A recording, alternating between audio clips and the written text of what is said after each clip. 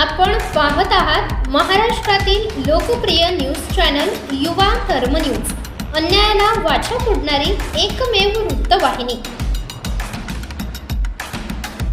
रायगडमध्ये आपल्याला पाहायला मिळतोय, ज्याच्यामुळे रायगडमध्ये शिवसेना फटका बसताना दिसतोय। कारण तटकरेंची जवळीक शिंदेंची आणि चव्हाणांची जास्त तटकरे आणि चव्हाणांची जवळीक जास्त वाढलेली आहे। त्यांची आणि कोणाशी पण वाढू द्या, त्याचे आम्हाला काय घेणं नाही आहे। आम्ही आमच्या शिवसैनिकांच्या ताकदीवरती आता तुम्ही पाहिलं आम्ही एक नंबरला येऊ शकतो हे दाखवून दिलेलं आहे। हे काय कोणी नाकारता कामा नाही आहे।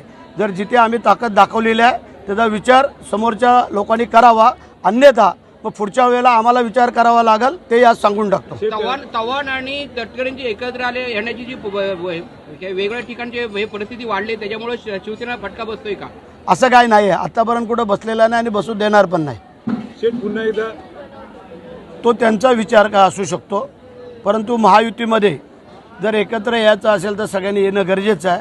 अन्यथा मग पुढे येणाऱ्या विधान परिषदा असतील, लोकसभा असतील, त्यावेळेला पण मग आम्हाला विचार करावा लागेल, हे पण तुम्हाला सांगून टाकतो।